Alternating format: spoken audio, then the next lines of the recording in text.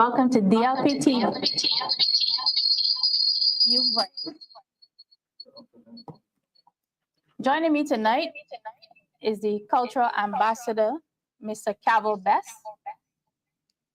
And next to him will be Mr. Rowe, the candidate for the city of Bridgetown. And to my right is Damien Fanus. Our topic for tonight is the stifling of creative expression. When you think of creative expression, you think of our thoughts, emotions, ideas, our culture. We think of dance, we think of music, and we think of visual arts and a lot of other things. So as the cultural practitioner among us tonight, the one with a lot of experience, my first question would be to Cavil Best. What was culture like back in your day? Well, growing up, in the 60s, 70s, 80s, I came up in my area, which is in St. Peter, Rowe. I remember my grandmother and my mother, they were members of the church army, All Saints Church Army. And they used to go around when the church used to have these celebrations of various church armies. And they would carry the bomb drum, which is the bass drum and the killer drum. They would journey with these people from St. Peter to wherever the celebration is. What we call like a gathering. Okay. Yeah. The different church armies from all Anglican churches. So sometimes I used to go through and listen to them, playing the drums and singing the songs and all that. Like all the four and come in and hear songs, all those beautiful religious songs. So then they had the Barbados launching. In my area, they called the Queen Victoria. And had a man that even come back. He was the commander of the, and a lot more individuals from in my area. And that launching was well organized when it comes to being informed and all of that.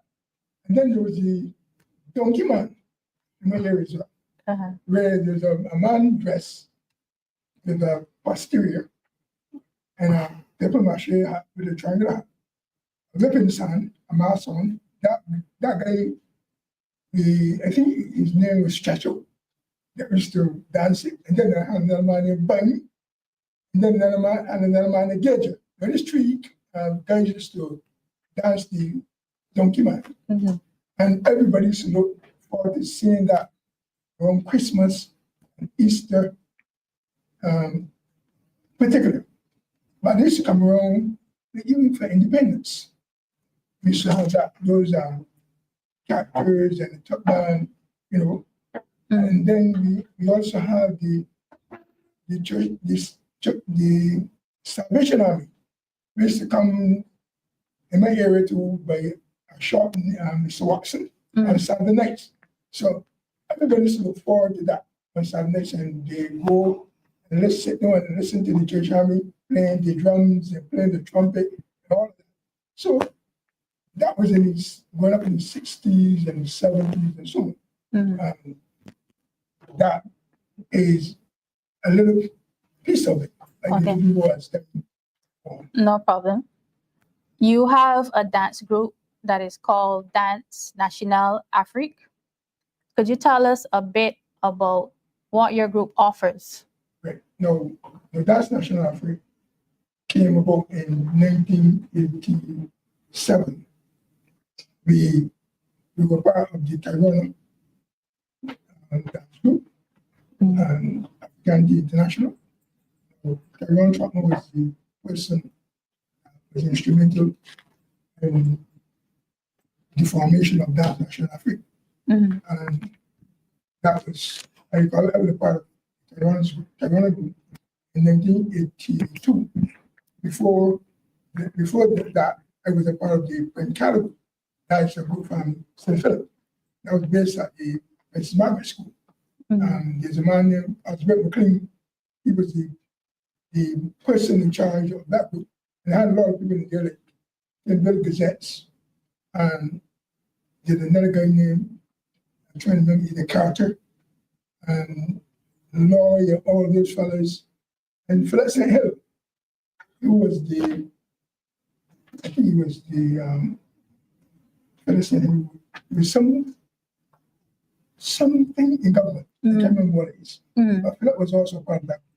And then before Dance National Africa came about. Okay. So then it was also part of the Barbados Theater, before Dance National Africa came about. With Jim Carson, all those guys, and the character, Denise Morse, all those people were with them, and Sharon Troutman. And also Barbara Garner. These are people that give me the drive and momentum to encouragement to start Dance National Africa. And we formed it with some brothers, myself, Anthony Nelson, but he's deceased now. Timothy Westcott, deceased. And there's another guy, African guy named, Nigerian guy named Michael Okoro. But he's not with us anymore, he's back in Nigeria. And from time to time, we were, going strong, and Conrad Torn also a part of the group. Yeah. But then as he went into politics, he was a very good writer. I think Amoy was also a part, Amoy Gildenborn, she was also part of it. I think she mentioned that. Yeah. There were so many people that came to the group. Jennifer Seavey, all this. We were all working together. You may hear things people say, they were with so no, isn't that? We want to do more. Okay. So we extend, And then we all work, going doing it together and dancing Africa together. We all worked together through the years in the 80s and the 90s and so on. Even up to now, we still work together, And we've been places, the US, Canada, Spain, traveling the Caribbean, Haiti, and the Dominican Republic, showcasing the Barbadian cultural products. Okay, so when you travel to these different countries, what part of the Barbados product do you showcase in these countries? Or heritage, which is the landship, which is traditionally Barbadian. We also showcase the Tuk, which is unique to Barbados, and we also showcase the different dance styles that we have here. But we have our own styles, Which are? Yeah, before dancing, like Miss Matty, and you have never heard of it. John Belly, all those 4 characters. We used to we get the different choreographers to put things together, movements together, and tell stories about this people. Okay. All right, I'm just going to touch with the younger folks here on the panel right now. You've heard him talk about the different dances just now. Are you familiar with any of these things that he mentioned? Other than probably just seeing the Mother Sally, that's probably the only thing that I probably would remember seeing on TV and and stuff. In terms of our festivals, and you see, to be honest, I didn't even know that we had dance art forms, to tell the truth. Yeah. I did not know that, but I'm glad to know that now. Dill? Yeah, I am pretty familiar with the Mother Sally and the Stout Walkers, and what I used to love watching was the landship. So as a boy growing up, I think that the landship was the thing that you really watched at primary school. That's what stood up. Yeah, for sure. That was stood up. Okay. In secondary school as well, the landship was it. I think that we need to look at I pushing it more, to be honest. I don't really think that young people now really connected with the No, landscape. no. Yeah. I don't think we know anything really about the history of these art forms. So you spoke about the Mother Sally. What is the history behind the concept of the Mother Sally? Many people here with the Marisali. Marisali, I just say the donkey man first. This is now the male person, in this costume, and he carries a posterior. And you hear people say that a man used to do Marisali before. No. Marisali tells the fertility of the woman. Well endowed. See? See. And Marisali came about in the late 80s, but the donkey man was all in the 60s and the 70s. Like the difference between the Marisali and the donkey man. And then they had a speed donkey, which is another character. Then you see someone carrying a donkey, and dancing it and all that. So the Shaggy Bears also, people say they just came about, but them were around family also in the 80s. And then it's the men, where we call them Uncle John Bees and the Daddy Long Legs. One of them used to, boys used to go and cut some wood, some long poles, wood, get on them and walk on them, But in Africa, they have different meanings, different symbols and so on. Okay. Green monkeys, okay. That a green monkey? The monkeys were mischievous. That came about in the late 90s, and you have guys like Michael Tate. He's a regular actor, dancer, and he have taught all the youngsters to tumble and so on. And he was responsible for the green monkey capture. Okay. So you are known for drumming. Could you give us a little history of the different drums that you have and the top band as well? I learned the drumming from my mother. That's the bass drum. I'm the master of the bass drum. There's no one programming. It's a language. Yeah. Once you know the language of drum, you understand the language, you speak it. So you speak the language of the drum to the drum. The drum responds. People have to learn that. People just play. They must know the language of it. Okay. Yeah. What do you call the language of the drum? Call and respond. You look at it, you hear the beat coming in your mind. So you speak it.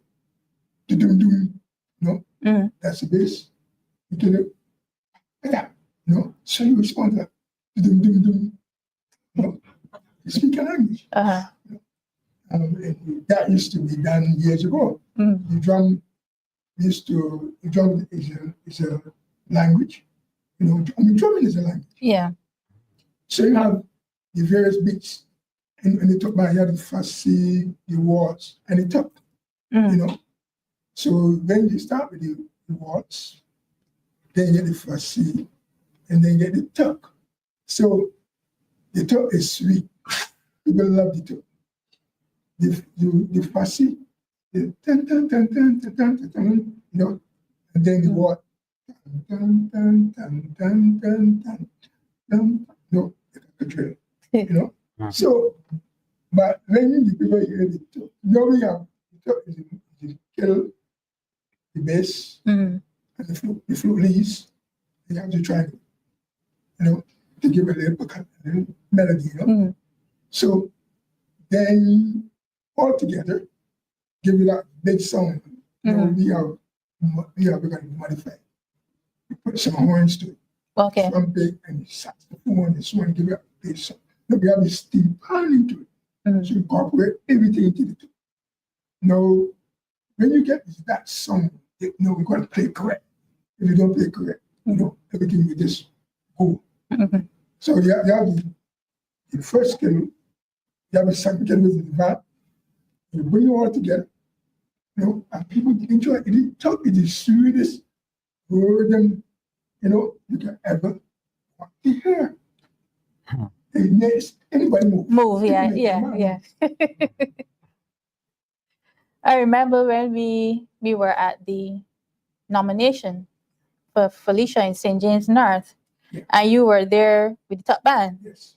It was like a different Cavil. Well, yes. You're right. I had to take control of that. Because this was something different. You know? So this one I played to, this will send a message. You know? Let people know, look, it's time that we have to stop what's happening in this country. You know? And speak the language.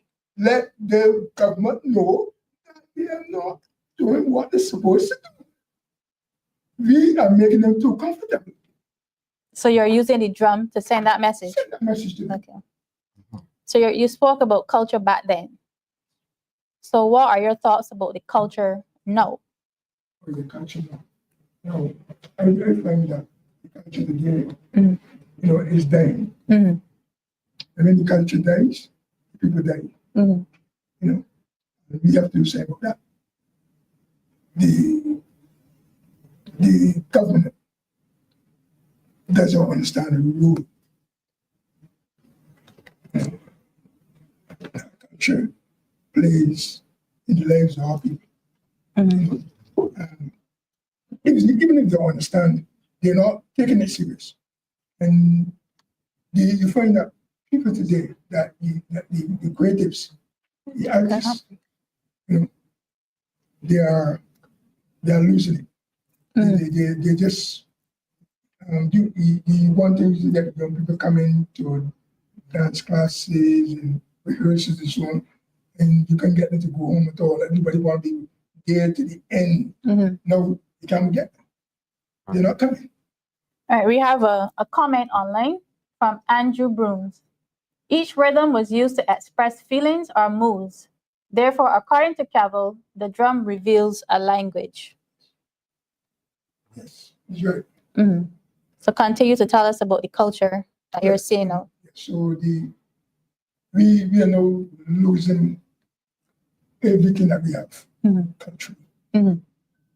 Culture and morals go together. You find that what we are seeing in the crop over and so on, where people today, you're not seeing what we used to see back in the 60s and 70s, that respect and that we used to have for our food and our everything. No, it's not there anymore. And culture plays, as I say, the culture plays a significant role in our lives. You know? So I find that we have to really look at ourselves and ask ourselves where we are going culturally. Okay, so Dale, for you, as a young man, I know you said that you are aware of certain things that are linked to our culture. What are your thoughts about the culture that you're seeing in today's society? When we look around society, it speaks. Culture is not in the society because crime has taken over. When you look at the young black men, we are committing some serious crimes. I remember like 17 years ago, a group of us used to be in the area together, writing music and farming music. You know, either we got guys making beats, guys writing music, guys drumming, and we then focus our time and attention to that because then we had a household where you know, you don't really have to contribute that much. But now if cost of living is so high, me as a creative in this climate today, I cannot focus on writing music because it's hard for me as an upcoming artist to write music and to actually be paid for my product. Okay. So a lot of young people that left school with no qualifications, they decide, you know what, I want to pursue a career in music. How is that person going to survive? So you're saying that currently it is very, very difficult to have a livelihood from the arts. Yes, if you're not known. Okay. Yeah, you know, so the big names can always get the bookings, but I sympathize with the youngsters, you know, because we have some very creative youngsters as it relates to hip hop. Where's the platform for hip hop in Barbados? Non-existent. None. Yeah. I mean, where's the platform for R&B? We have some of the best singers in the Caribbean right here. How can we help those young individuals, you know, make a living from arts? Rather, we then rather focus on killing people for things, as opposed to, you know, putting actual things in place to Stimulate the creative mind. to help the creative mind. Mhm. You know, like a recommendation, you know. If I was on the committee, I would not approve 14 X amount of million dollars just to hold a party. I would create a program where that we can embrace all of these creative minds. That then gonna help with the crime, because the old guy get robbed from his vehicle. Another robbery happened today with another vehicle. A guy robbed a food place yesterday in All Black. You know, so they had some serious robberies over the past couple of days. So my thing to that is the youngsters of today, they're not being creative. They can't express themselves, because people use arts as A way of expression. Yeah. Because I might be going through a situation and I can write about it. It can be poetry. I can write about, you know, what I'm experiencing in the form of poetry, song, dance, acting. But how can I make a living from that? Okay. So, Fanus, Damien, Yes, please. why would you say is the creative expression important in society? It's that intellectual output to your art, your artistic creative mind is important because it sends a message. If you look at the world, like, seeing that we're now becoming more globalized, creative expression has also been a form of protest. It's been a form of telling people how you feel and letting them know that something is not right, or something is going good, or, you know, something along the lines of that. You want to show the world that this talent breathes life into whatever space it lives in. I believe that the creative expression is important because this is how you express how you feel about what is going on around you at that time, at that space, at that juncture. If it is stifled or if it's silenced, then it has nowhere to go. And if it has nowhere to go, then if you're someone who is a creative that makes money from it, then you can't make money from it. You can't make a living off of it. So it's important because it's an avenue for people to express themselves and let people know how they feel. And it's also a way of living. So it has to be fostered, and it has to be, in a sense, breathed life into for it to take flight into whichever avenue would foster that creative mind in that sense. All right. Cavil, with a long history of culture, would you encourage individuals right now to get involved in arts? Yes. Why? You gotta tackle them at the primary level, which is the primary schools. It is that where we have to go. Prepare them from there. Because right now,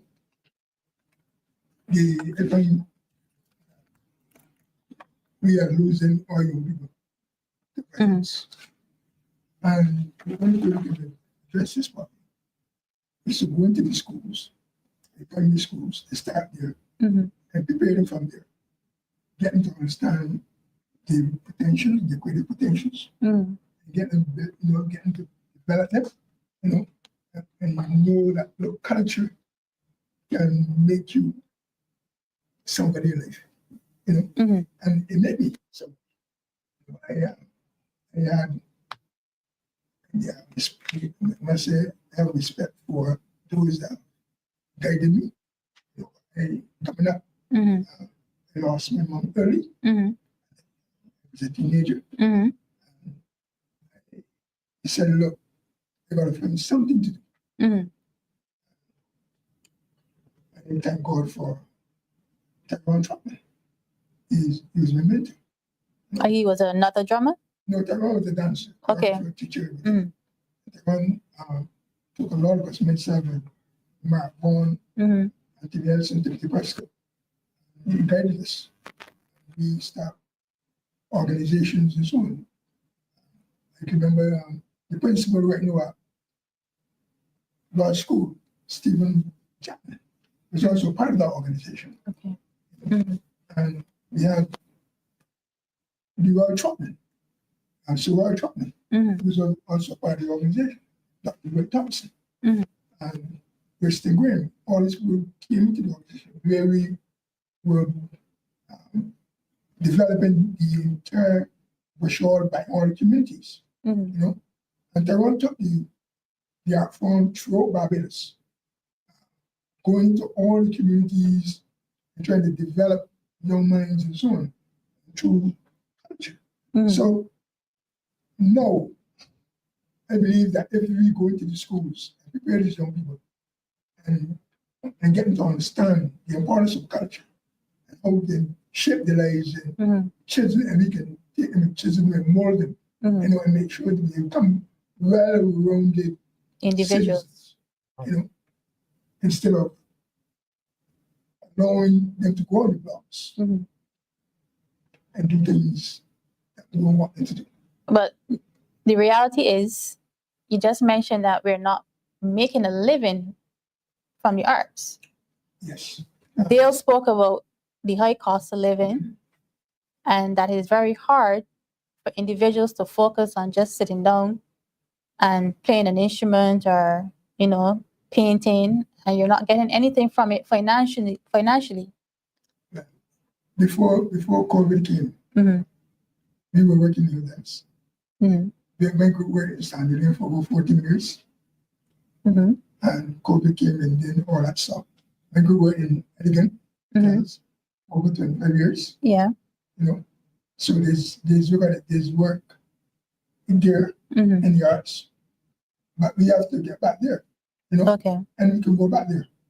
We have to tackle these industries, Mm-hmm.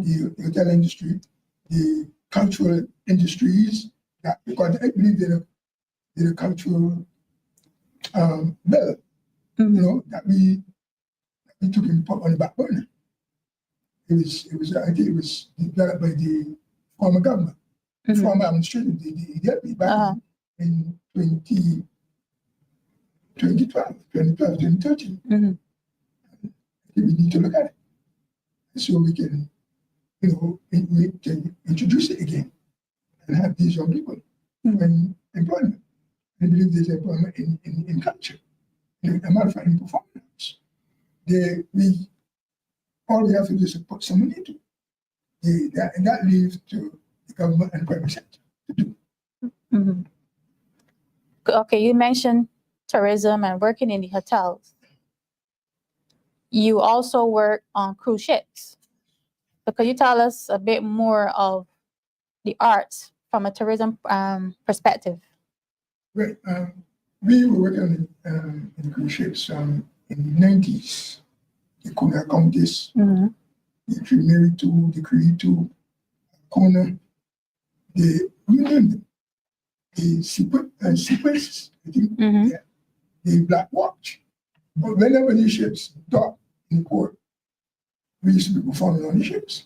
And I believe there's still some people that are performing on these cruise ships whenever they come here, you know.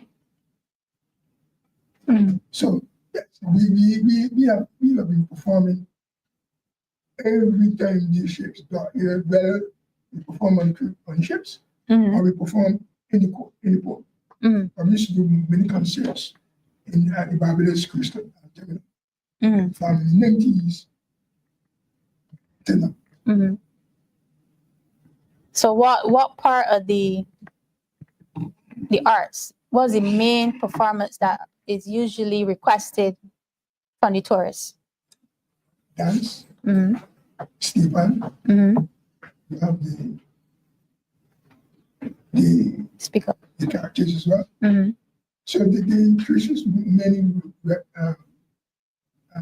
requests, dancers and fair eaters and limbo, all of that. Mm-hmm. You know, so we produce those things. Okay. All right. Could you tell us a little bit about the process, the creative process? Because if you're performing, let me say, once a week for 3 months straight, you need to be creative. You have to bring something different each night. So what is the process that you go through with the brainstorming, the planning, the experimenting?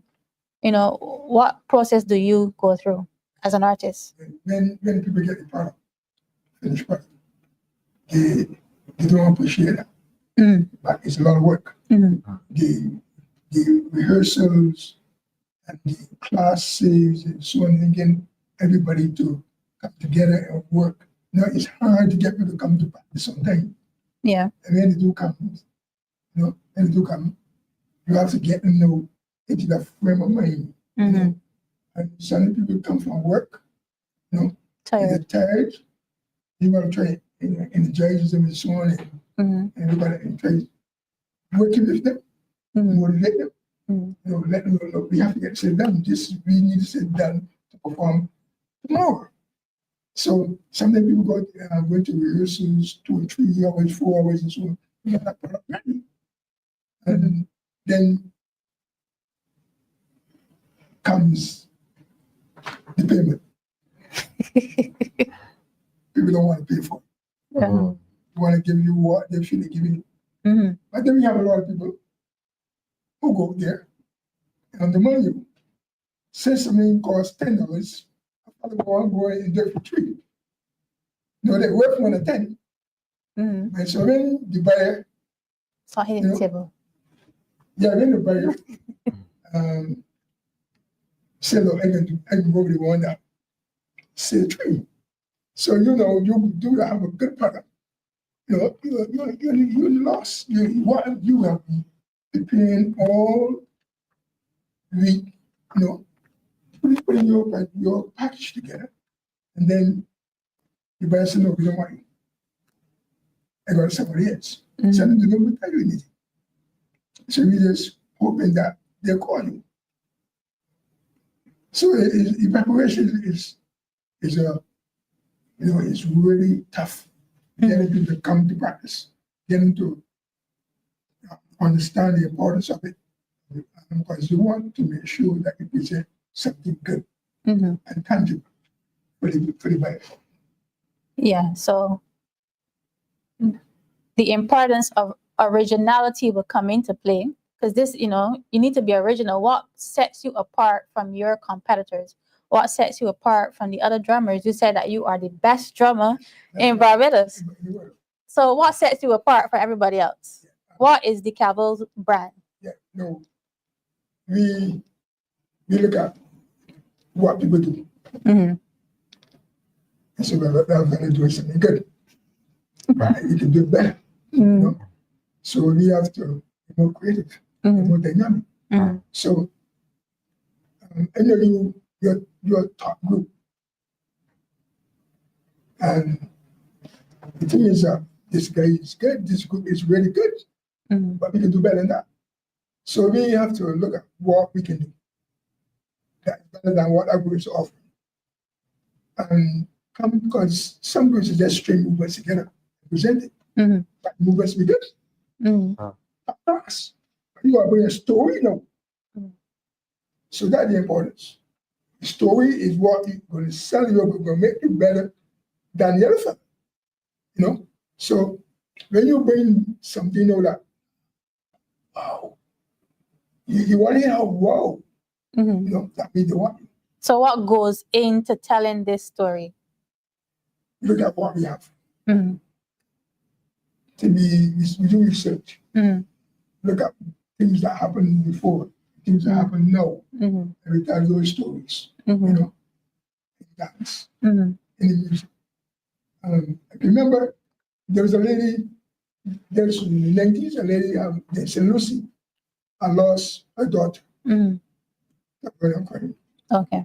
And Ralph wrote this story about this lady's daughter, and Ralph, the story was for Editha and Rocky. Now we took that to the US. And because the lady said, when we were there, because we had a retreat at St. Lucie School, and the lady said, this is different. Man, label the place. Because she was all depressed because of losing her daughter, to that point. And when that happened, Ralph read and started working.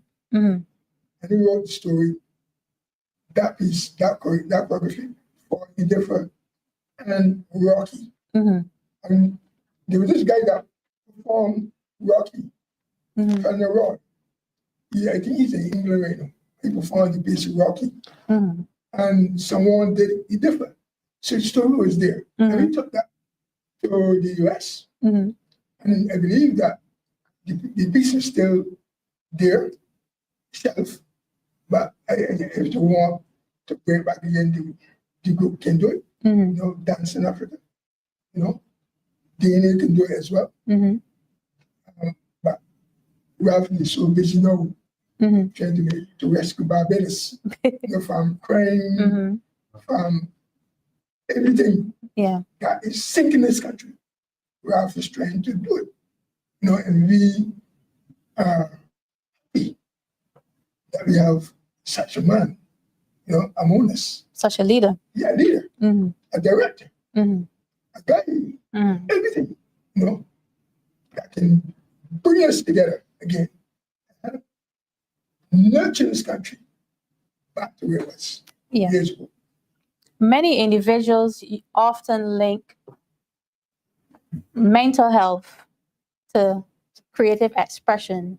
Like Dale, you mentioned it earlier. If you're feeling down, you listen to music sometimes to uplift you. So, as an individual, what creative methods do you use to uplift your mental status, your mental health? So like when I have a challenging day or I have a challenging situation, so my creative method is this pen. And with this pen, I start to list the challenges, and then I flip the coin and I start to list the things that happen that is good. Positives. Yeah. And then with those positives, I then simply do, I am grateful for this, I'm grateful for that. And as it relates to creative, so while writing that, I can end up write a song. I can end up write poetry because I like writing. Okay. So how I would deal with any challenges or any issues is feel a rhythm. Because I remember when I was 15, I was going through a hard time. And what helped me through that time was writing motivational music. So I wrote music in such a way that it inspired me, and I used to perform that particular piece. And I think that piece was called,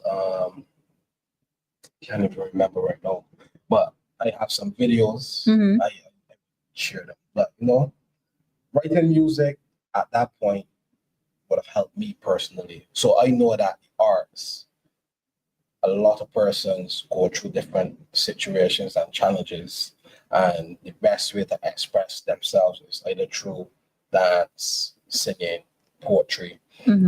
What I know for a fact is that when we look at today's society, where are the outlets? Where's the outlet? There's no outlet for us as Black males. Well, some people may use therapy, to hash out their feelings or what's not. We spoke about the crime earlier. So, as a black man, let me go to Damien.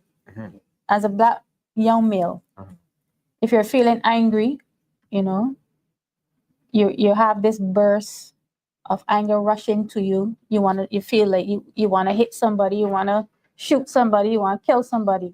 How can you use the creative arts? How can you use the arts to mitigate that?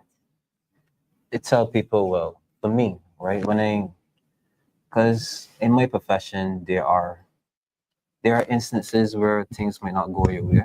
An argument you prepared might get shot down. You might not be as successful as in, trying to get what your client wanted in regards to her or his remedies. I tell people, if you have music that you listen to, headphones, or earpods, just put them in. Because for me, I like listening to Bajan artists. There was one time I came across an artist named Ted Hickson.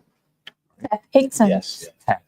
What genre is that? I think he hip hop. Okay. He has a song named Bible Like You. When I tell you, when I first heard that steel pan, right? The song, it's not heavy on the bass, right? But that steel pan and that the way it was arranged, I mean, it was the most beautiful thing I've ever heard. And then I came across other artists like Peter Cox and Lord Gabbs, and whenever I come across a new on my Instagram, I might just promote them, put it in a status and stuff like that. But when you have a bad day, I listen to music, and I try to keep it local.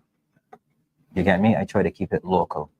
Try not to listen to the more heavy genre in terms of like the alternative, the rock, that sort of stuff. But we have talented people here that that they push positive vibes. You know what I mean? And you could see it in their talent, and you could see it in their expression that that if they were given the exposure, they could really, really, really go far. Another guy that I had the pleasure of meeting when I was studying in Trinidad to get called to the bar, Father Phyllis, right? And Father Phyllis, he's a very talented individual. He's a local artist? He's a local artist. Okay. Yes. We did for Bajan night, we did a skit, right? We did a skit. And when I tell you that this guy is hilarious, Yes. he is hilarious, and he's good with his music. And when I think back about, like just meeting these people that they have a positive influence on you, because when I first met Phil, right, he probably doesn't even remember me, but when I first met Phil, I would have never thought that he was into music, because I think he was into like videography or something like that. And then one day I think he just drops Brawling. I think that was his first song. Drops Brawling. And I mean, like, what's going on here? This a different guy. This is Sam Phyllis. Sam Phil, and I tell people, listen, if you have an avenue that can distress, whether it's music, whether it's, maybe just even sitting down and watching a series, because we have Bajan creators here who delve into comedy too, like Zen. Watching Zen sometimes I listen to my move because he is also hilarious. You get me? So I just tell people just pop in your earpods, find some music, keep it local, watch a funny skit. You get me? And try to distress, because the action that you might take alternatively to that might jam you up for the rest of your life. That is not what you want. You don't want that record. You don't even want to lose those years off your life. So I just tell my young people, just find that avenue. Find it, even if you find the space and you create it yourself, or you listen to other creators, just find it. Just don't delve into the alternative. So you mentioned positive music, uplifting music, but most young people today, what we hear on the radios are like bashment soca. No, we're not hearing music that uplift us. To be honest, I don't have a problem with the bashment soca, I think that comes now with since I realized that our culture has become more globalized. It's been how should I say, influenced by Correct. outside global influences. Yeah. Right. Obviously, now they say that life imitates art. Right. I believe that listening to that type of music now must come with a set of emotional intelligence, because you don't want to listen to music and then act out on it. So then you have to ask yourself, who are the role models in your life? You understand me? You can have a brutal crank star, you can have a lead pipe as a favorite artist, you understand me? And they do push that type of music, right? And I listen to them as well too, and I have no problem with their music. But it's up to the individuals now who, like, say, the fathers, the mothers, the teachers, you understand me, to hold children and hold those young people, and and show them that, well, this music it pushes a certain message.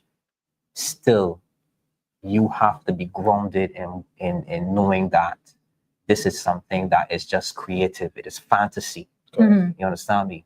These artists are not going to pick up a weapon and go and shoot somebody. No. Because it's going to, in a sense, mess up their livelihood. So you have to separate the art from the reality. The reality is, to what you're saying, the reality is, violent music is what's selling. Yes. It is. And Violent, it's sad. violent and sex. Yeah, because when you just listed Brutal. Brutal is one of my favorite artists, but I love the song that he have, Progress. So my morning routine, I will listen to Progress from Brutal, and then after Progress, I listen to Chieftain, Believe in Myself, and I also listen to one song from Vibes Cartel, which is a new song. He's speaking about God. Right. God is the greatest. Yeah. So every morning, those are the 3 songs that I tune into. So you are saying that you would like these artists to produce more positive, uplifting music lyrically?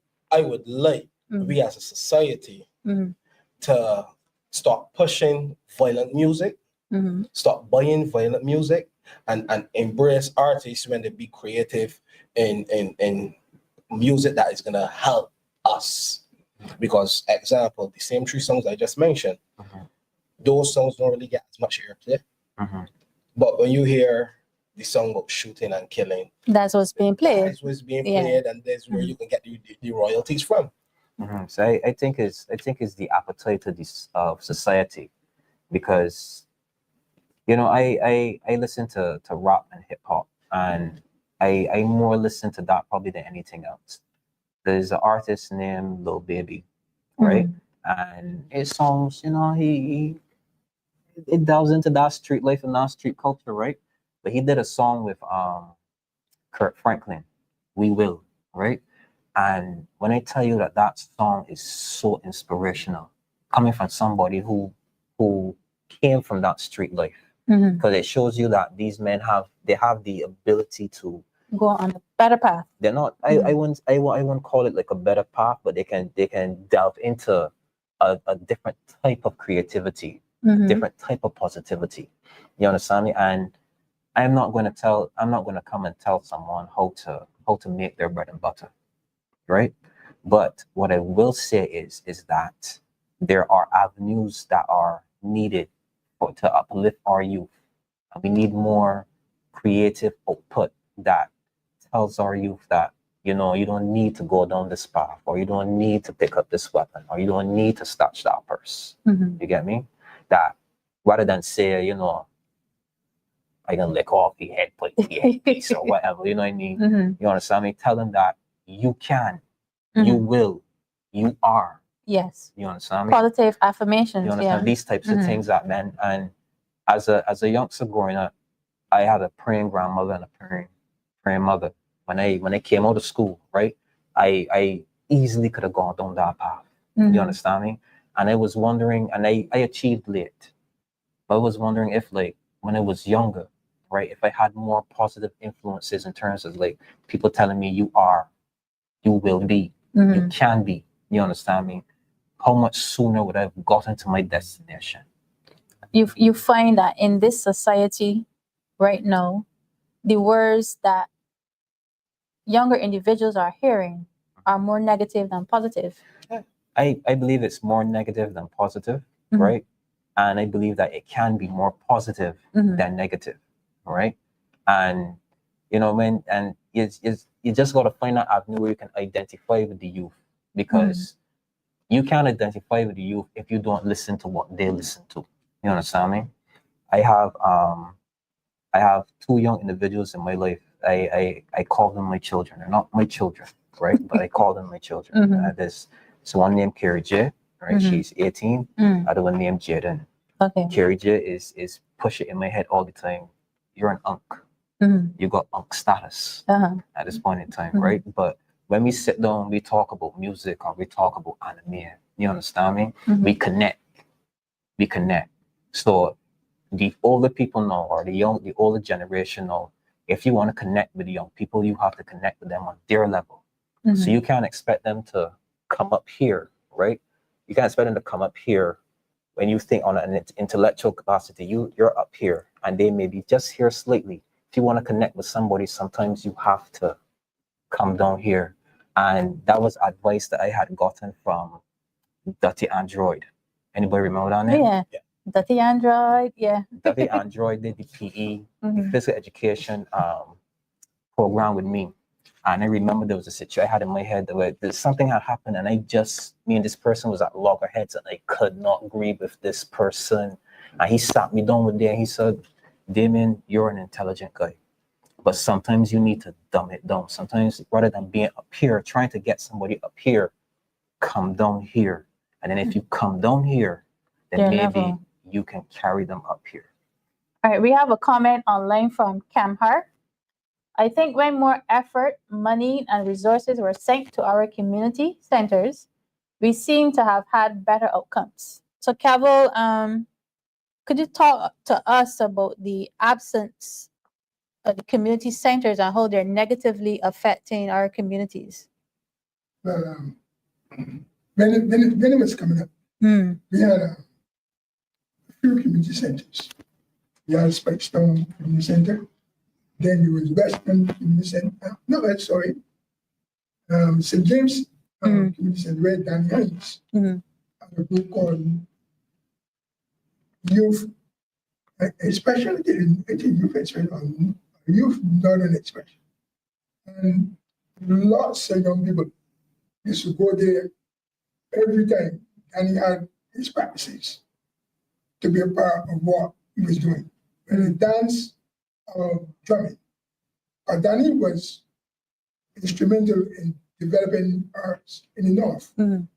And since those centers have been closed, you find that their forms start to drift and die.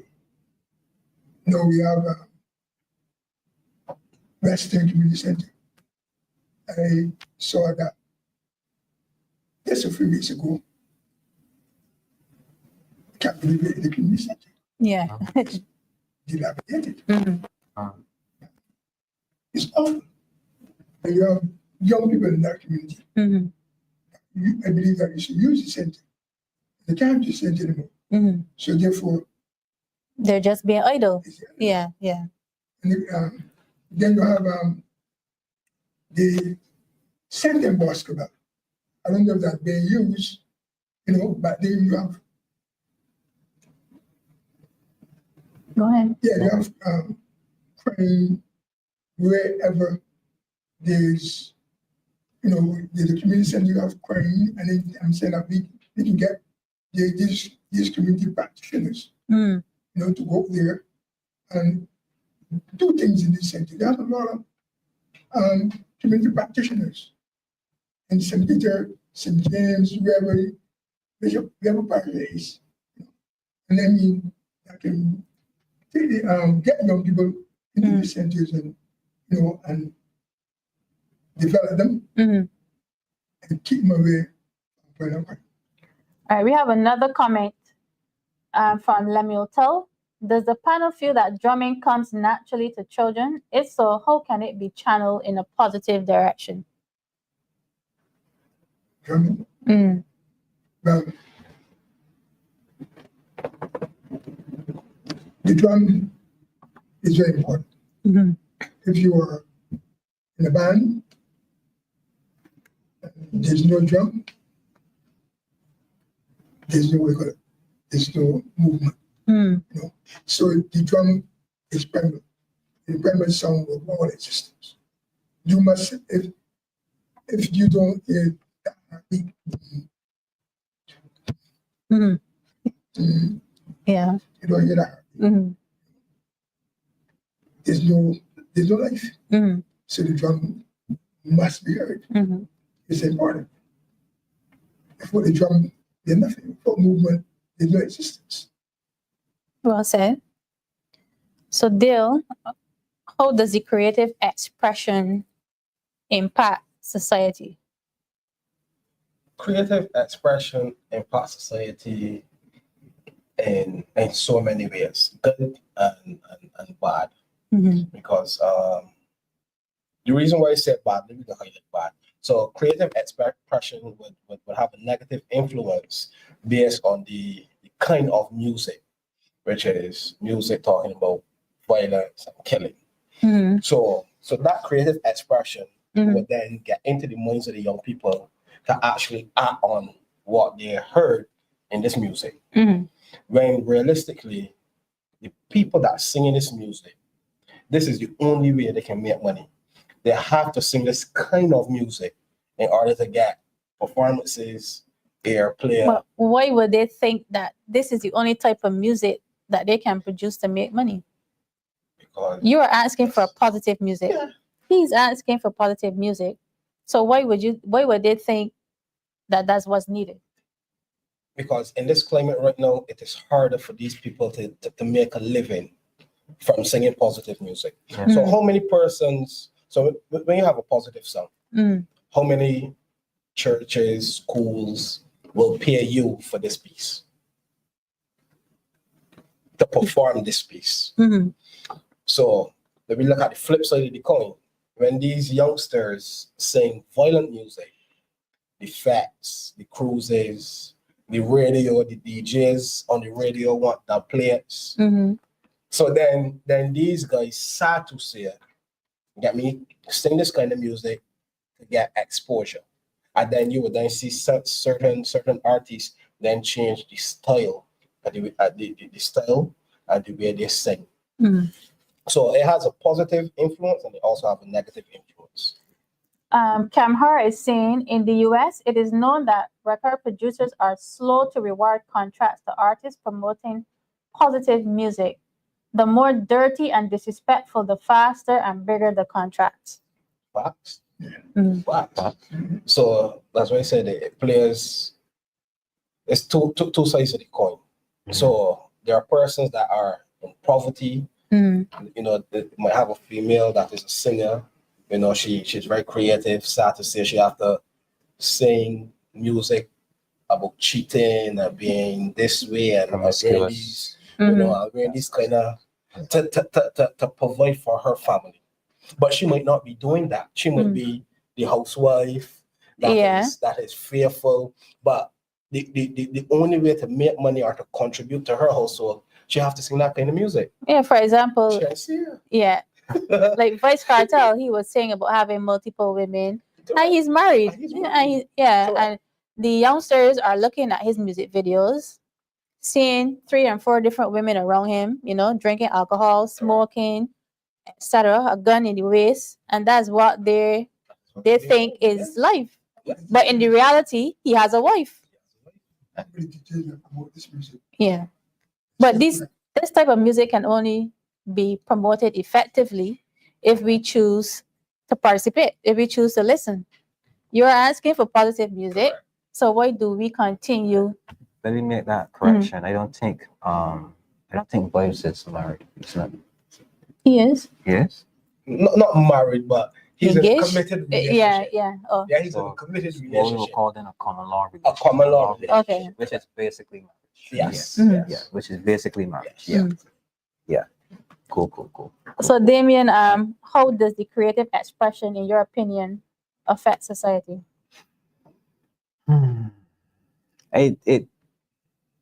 because I want to be careful where I say this, right? Because for me, creative expression is about protests. I link it, I correlate it to protests. You understand me? To me, the artist is the rebel. The artist is someone who's going to make his money unconventionally. You understand me? He's not going to get the normal 9 to 5. He's not going to get the standard blue collar job or even the white collar job. So the artist is the rebel, and his creative expression is a form of protest. And then his protest now kind of influences society in the way that, you know, he expresses himself. Because let's be real, most music today is either violent or it's misogynistic, right? And when you have individuals who might put out let's say a misogynistic song, disrespecting women, I have 10 women under my belt, you get me, and I can get any woman I want. The music video comes out, it's flashy, you know, it's flashy, and we see it as young people, and we want to emulate it. That is where the role model comes in now.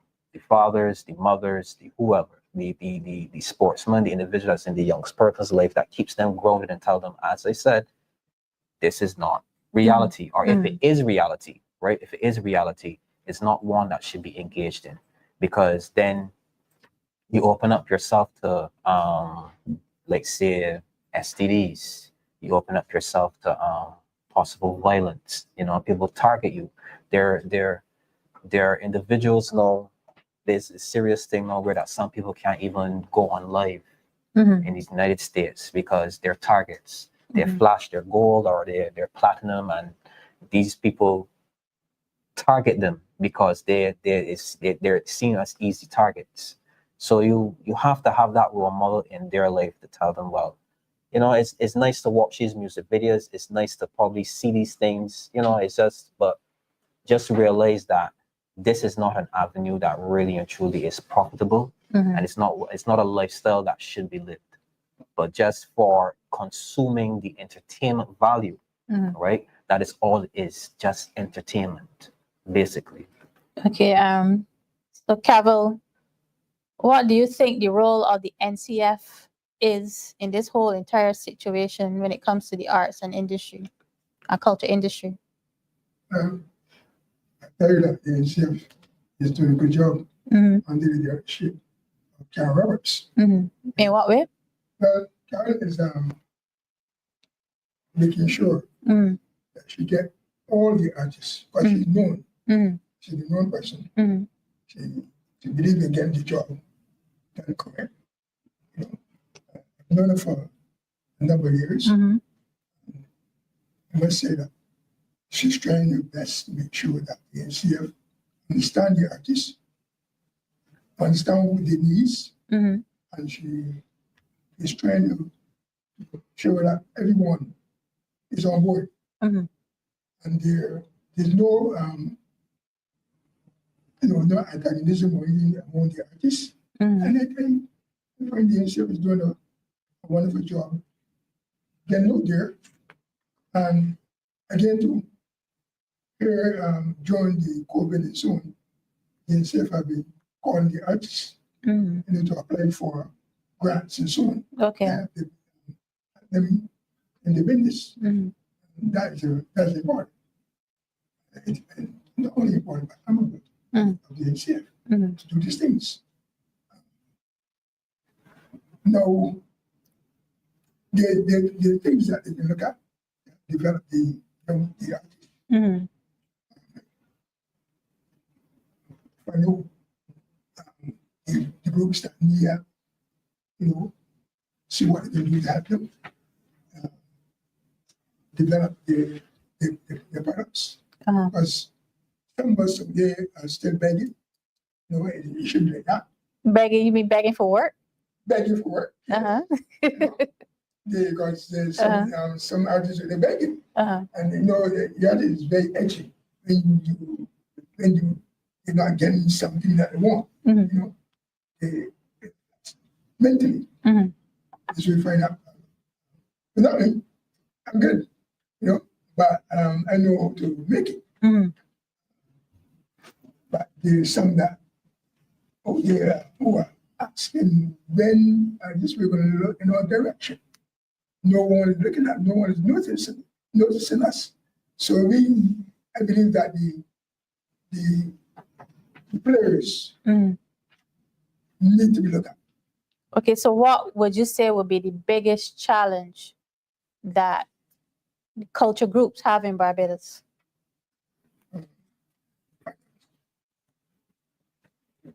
They need assistance so they can develop their products, so they can get for me, I'm a drummer. I've been drumming from the time I was 30 years old. Okay. I'm almost 100. So I need to pass on my knowledge to the young people there. And to do that, we need assistance, getting the instruments, so we can go into the communities and teach drumming. So we can go into the community teach dance. So we can go into the community teach drama. All of these components that we need to do. And so we can pull these young people back and change the whole perspective, on culture.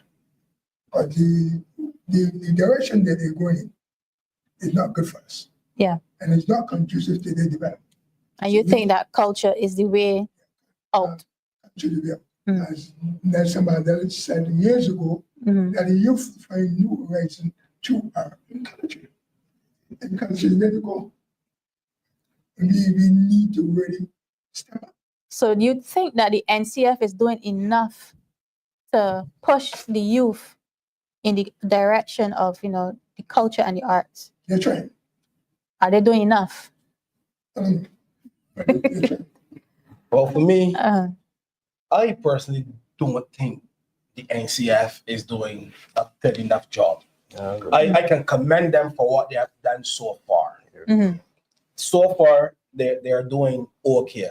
But if I rate them on a scale of 1 to 10, I think there's space for improvement. Yeah.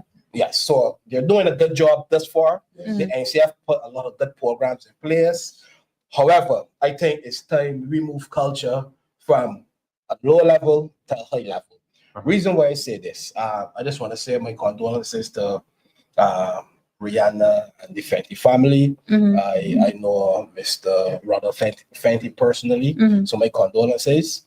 And I want to say that with we having a star like Rihanna, Yeah, a global star. you get me? I believe that the NCF should have a platform that we can Produce. expose more creatives.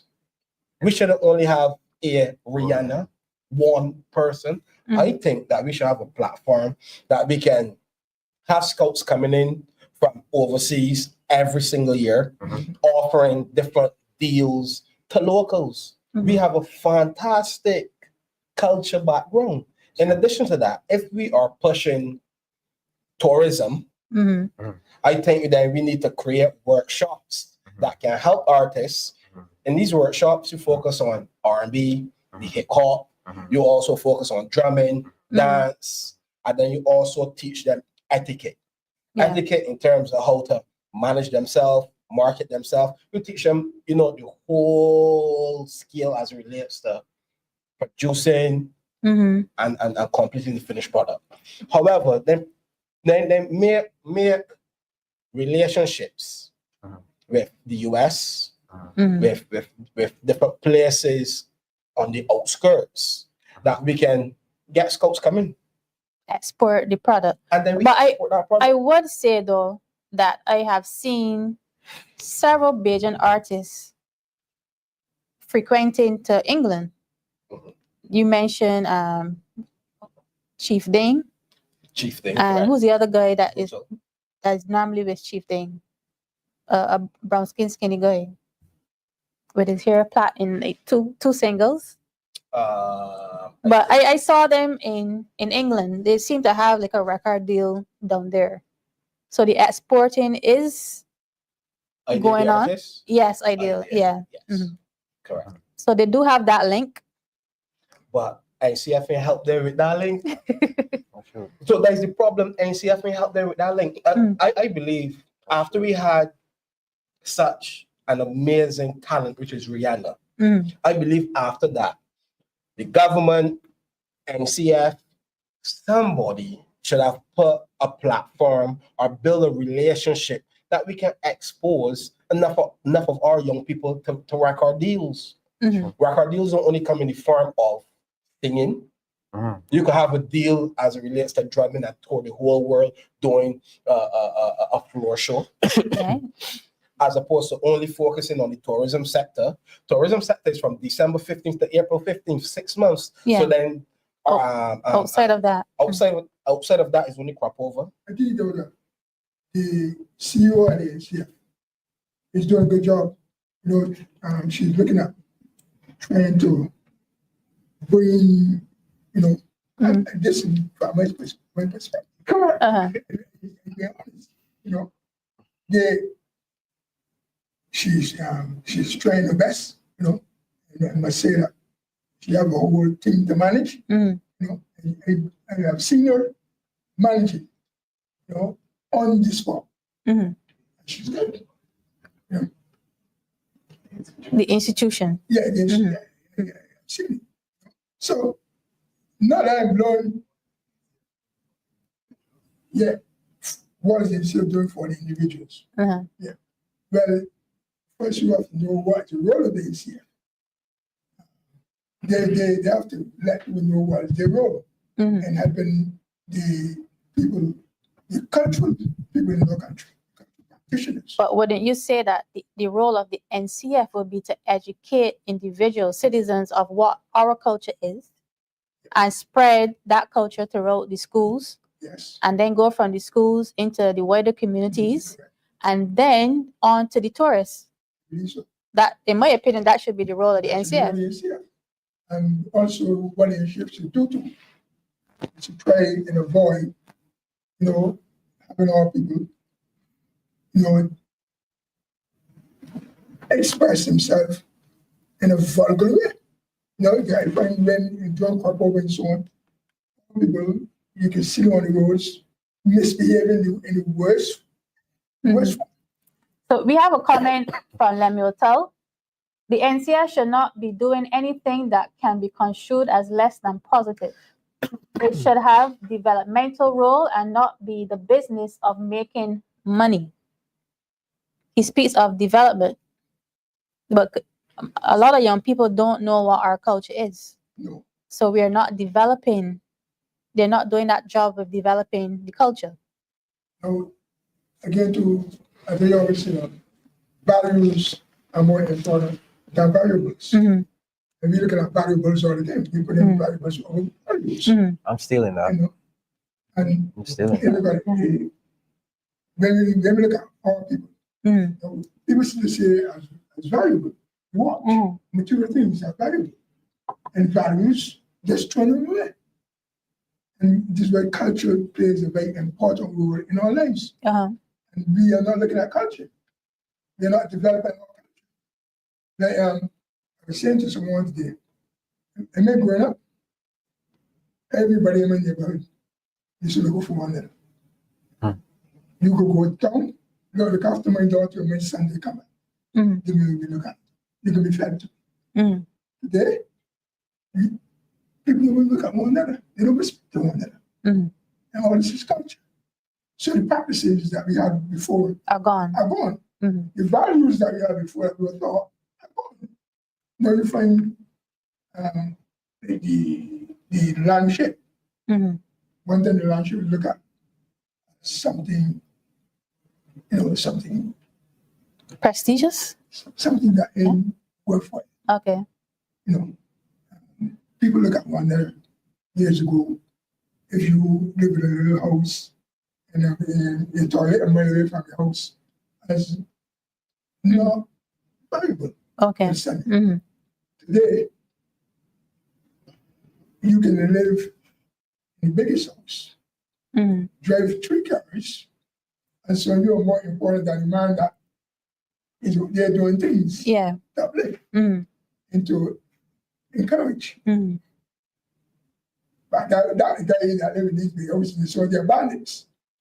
They don't care nothing about our culture. Mm. The man that is trying to promote our culture, people are like no one. So the culture needs to be looked at. And I believe the NCF role is to look at, develop our culture. Okay, I am not familiar, but is the NCF, can the NCF be used to censor the type of music that is being produced and being played on the airwaves? Yes, it can be used to censor the music. Do they normally do that? I don't think so. And that means that, many persons and so on that you can't do. I believe that all the government have to be serious to it. Have to, and the educational system got to be serious to it. The education ministry got to be serious to it. When you have children born on these buses, and the worst, low, offensive music. What are you doing allowing this practice over the years to continue? It needs to be stopped. The music is offensive. And I don't call it music. I call it nastiness. Noise. But we refer to it as noise, you know? And people love it. You have a rap, you know, out there destroying the good products of our country. Because when we go, we need these young people. So we need to develop them. And you got to self rap. You know? Careful. Sorry, but you know, I'm saying, sing some songs. I mean, and songs that are not conducive to the development of our young people. So what we can do? You speak about developing the young people, but how can we use arts? I'm not just speaking about music, because arts is not just music alone. No. You have painting, you have visual arts, dancing, all kinds of other things, drama. How can this be used to develop personally? How did it help you to develop personally? Yeah. Oh, sorry. I thought you were still throwing the Cavil. You know? No. No problem. How can the art form be used to develop an individual personally? The art form, it can be used in a positive tool. Example. So if I had funding behind me, what I would do with the community centers is put different instructors in the community centers on the evening. So then with these instructors can focus on producing beats. Different centers, different programs you're going to offer as relates to art. And you would then see now, once we have these community centers in operation with persons doing mixing, mastering, DJing sessions, writing, dance, ballet, you name the arts, painting, visual arts, acting, the whole works. You know, so once we have the community centers open and proper funding in that, this is how then we can then develop individuals, because then we can get the young girls from off the road, from being in a situation that they have to depend on men. You know, and then we would then pull the young guys for have to depend on a life of crime. So, look, example, the song Balance. I love that song. It's a nice song. Who's the artist? Correct. Never heard of it. But that song is not an appropriate song, because he's singing about, you know, having multiple women and all of that. So I said that to say is that how can we get the young people to be of substance to our society through the arts? We then need funding, and we need to support through the same community centers, put programs in place, develop the skills, and then create job opportunities. So that's how we can use the arts to develop people, as opposed to only focusing on the garbage that the people sing to make money, Yeah. which is killing multiple women, Mhm. drugs, because I believe, right, if the government and NCF put more focus as it relates to culture and arts, I think then we can then implore young people to want to be a part of arts. Because let me be real, a lot of our talent will leave Barbados and go overseas, pursue their life, and then don't ever come back to Barbados. If they do come back, they just come back to make money, but they can start their life on the outside. So we need then to focus on our young people, because young people want positive role models. Mhm. So there's no father figures in a lot of the homes. So who do I look up to? I then have to end up on the block looking at either the men on the block, or I end up leaving school and then lying on the van, joyriding on the van. Mhm. So then that's my influence, either the van drivers in that culture or the men on the block and that culture. Mhm. So then they can say, man, I can't sing bashment soca because NCF stop it Mhm. as a young person. But the issue is not the rhythm. Is correct. Bashment soca is a rhythm. It's a rhythm. The issue is the lyrics. They can control that. Yes. They can control that. Mhm. They can keep the bashment soca, Mhm. but control the content, Mhm. because you are the creator of that. So then the young people can say, well, I can be creative. So the only way to try to make money is by singing violence, sad to say.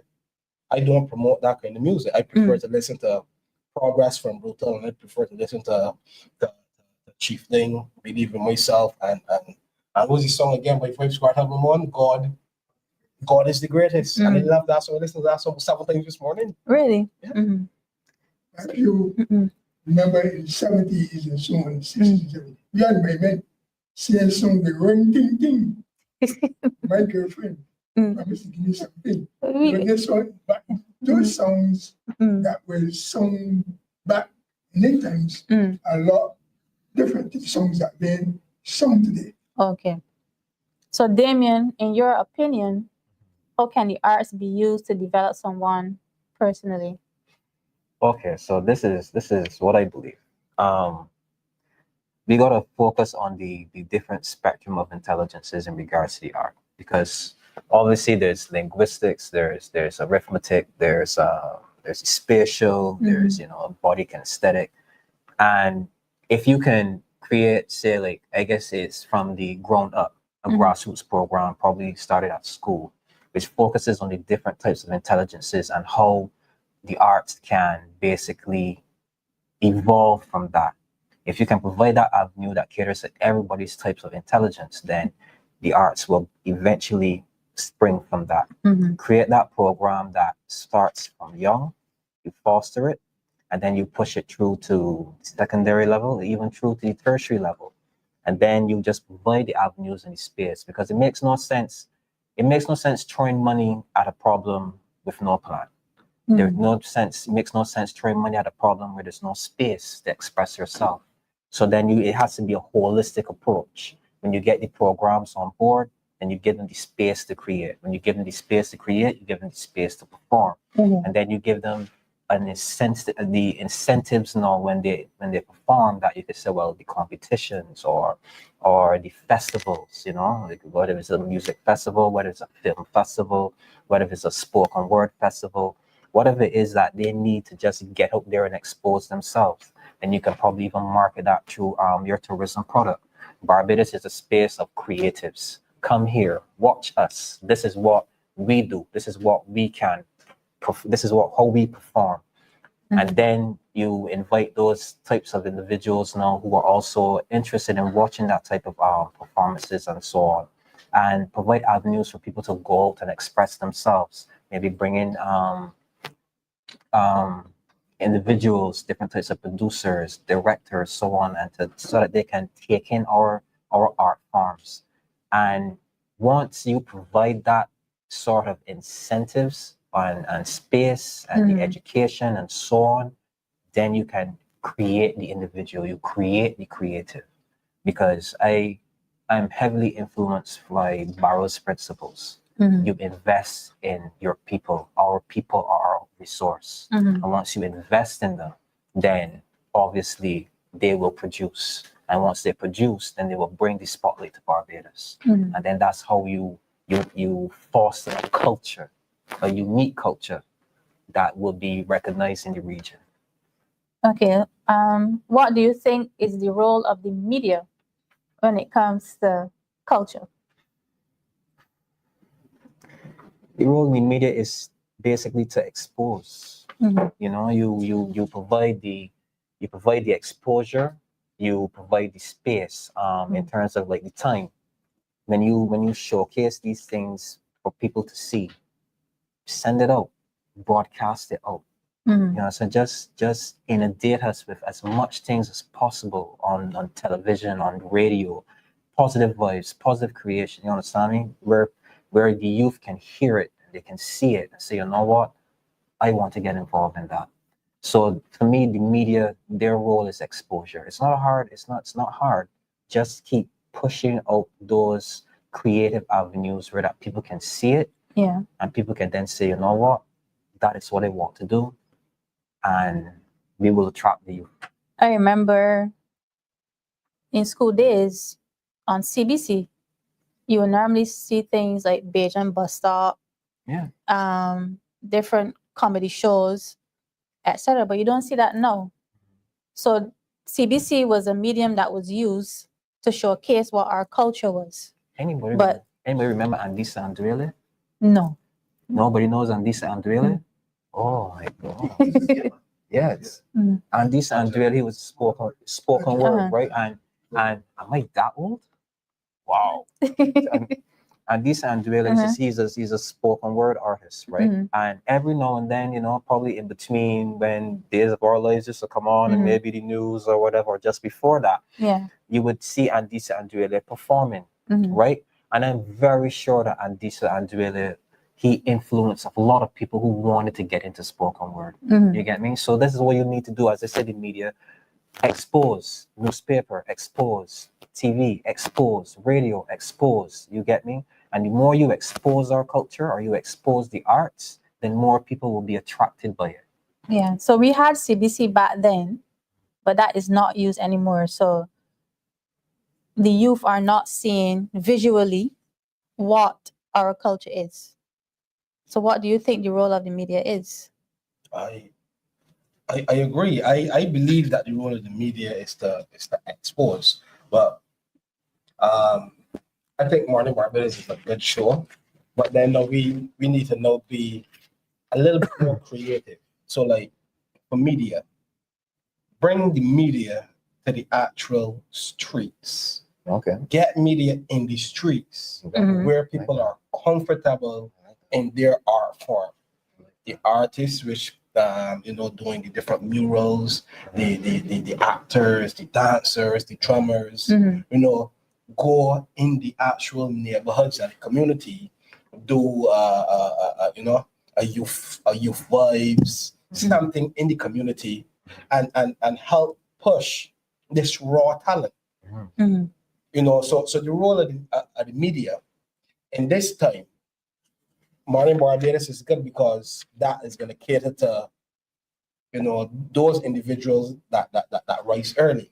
But young people not going to be connected to Morning Barbados because young people connected to social media, Instagram. But there are NCF is on Instagram, NCF is on Facebook. CBC have both Instagram and Facebook social media handles. So they can still use these mediums as a way of reaching the youth. But these programs are not out there for the youth to see on any of these platforms. Like we have to bring ourselves to their level, understand their needs, and then create a solution for that. So, the same Instagram. I believe if they can come into the communities and let me go from door to door and looking at raw talent, that is gonna have the buy-in of the people, because everybody will say, yo, I want that opportunity, boy, to go on that show, to display my thing. Because you know why? You gonna got communities reaching out to you. Come, we got sign over here. Come, we got sign over here. So then you're gonna create a space where people now gonna want to be creative. Example, I for years, persons that in the school sports, started the chanting thing. Yeah. And only last year they decided to put a little $5,000 in the pool, $500 or $2,500 in the pool for the best jingle. Really? I didn't Yeah. know that. Yeah, I don't know. So I'm saying, go the media, go in these places where the talent is really at its peak, and get the footage, because like I said, it's okay for us to bring in people. Why not flip the script and let me go to the people? Yeah. So the title of the show is Stifling the Creative Expression. When you look around at our society right now, we're asking people to be creative. We're asking people to express their thoughts, etc. Do you think that the creatives are being stifled right now, Cavil? When you ask, we wrote in the media just now, years ago, we had people from the media, visit groups like John City, who is from the Nation. They had someone who is from the Aberdeen. To find out from the groups when they have practices, they will have any events. You should come in, elect them. And then also remember, when my group had just started in 87, we had an interview at CBC by Sarah Roberts. She interviewed our group. Okay. And let people know what Dance National is and what it's about is soon. In 1989, we had an interview with her. And the thing is that coming out to the artists, and as you said, the artists are being stifled. Yes, I would say so. Why they're being stifled is because there's no news for them to express, their work, or to showcase their work. This is why you don't find many young people getting involved in the arts. Okay. But there's no purpose to get involved. No purpose. No purpose. Why should you get involved in the arts? It's not benefiting me. It's not beneficial to me. You ask a guy to come to drum or dance, whatever. So, what are you going to pay me? One thing people want to do, people come to you and ask, how much do I have to pay to be a part of your group? No, you have people come in and they ask you, how much are you going to pay me to dance? But being part of the arts, it doesn't only have to be financially. I may want to join a group just to learn drumming because I genuinely want to know how to drum. I may join a group to learn to play the piano because I want to learn to play the piano. But Dale, do you think that the artists are being stifled in Barbados? Yeah, I honestly believe that our local artists are being stifled. Again, Bashment Soca is a rhythm. And we have so many creatives in Bashment Soca.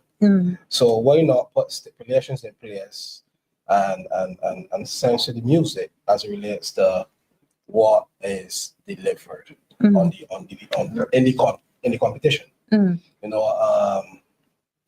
addition to that, we don't have a lot of opportunity for R&B artists. We have some of the best voices in Barbados that sings R&B. I believe that.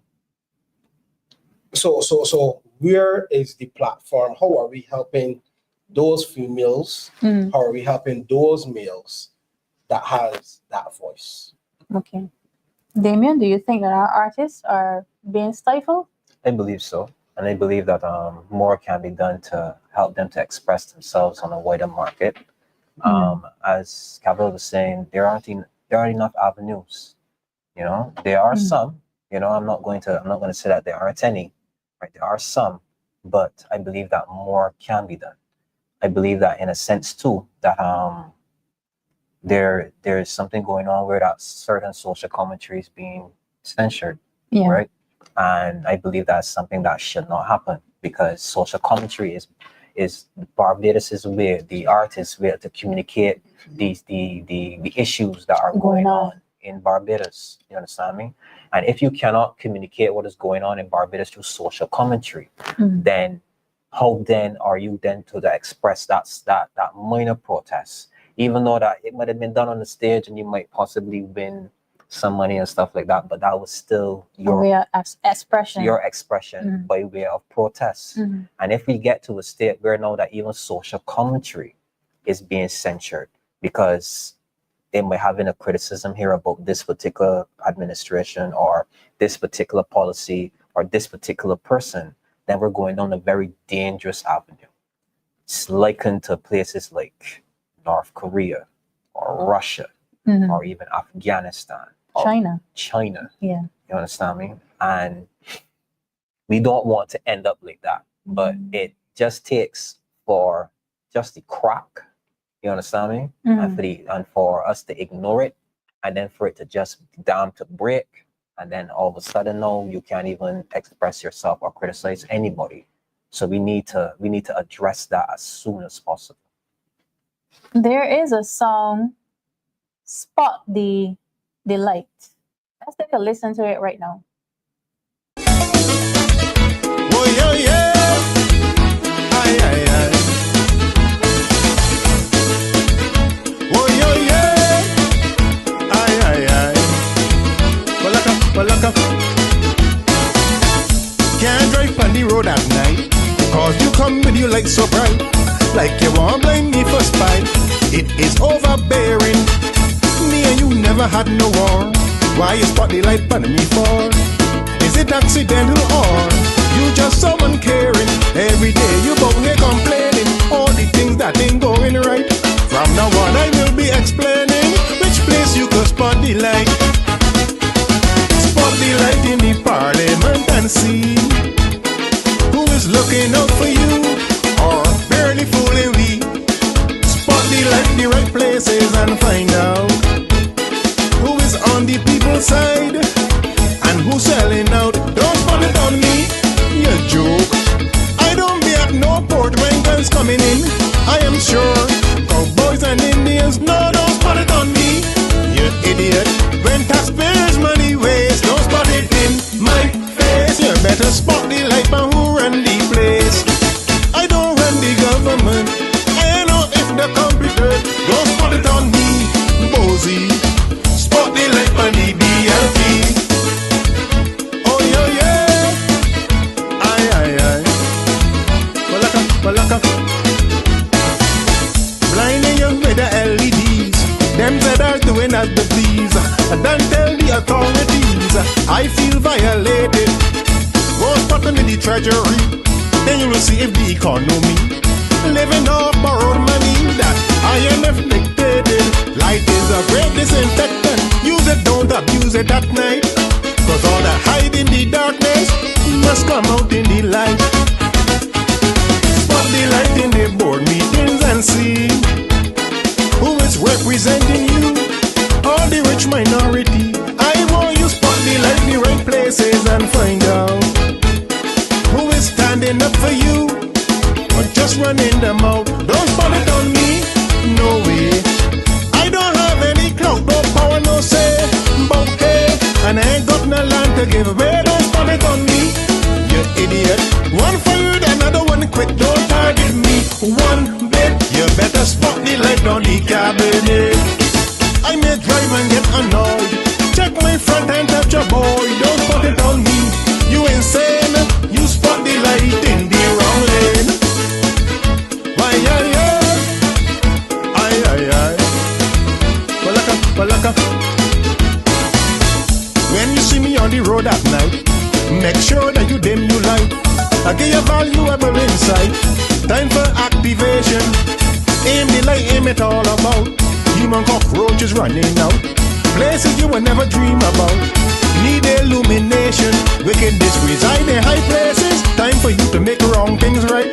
Corruption is hide in dark spaces. In Barbados, let there be light. Spot the light on the police, you can choose. Some are real professional, some protect the shoes. Spot the light in the courtrooms and find out why them hardened criminals bout here walking bout. Don't spot it on me, you're free. I can't give a big speech, I've got the whole world, so I'm dazed. All now I still getting praise. Don't spot it on me, you're free. I ain't looking to get a George Street, I know who get cussed or beat. Spot the light out in Rowe Street. I never tried to meet with Trump or get sent fed up man to jam. Don't spot it on me, you're good. Spot the light in a Rapport.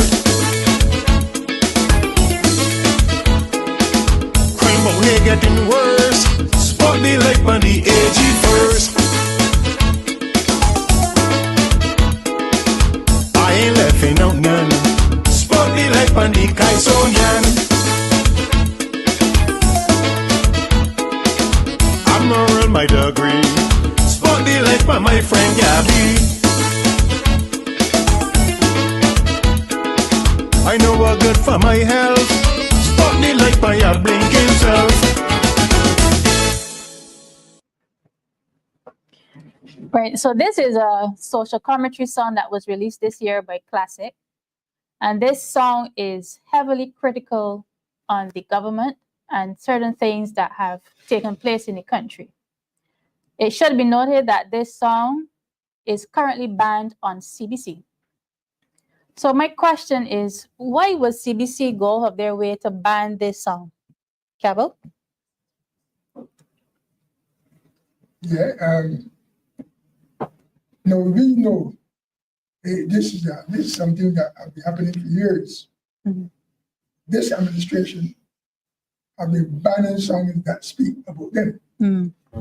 And then we have the issue there with Marcerise, a dance piece that she performed magnificent, which has been banned as well. Yeah. Anything that speaks against this government. And values. And values. This is our values are more important than valuables. Mm-hmm.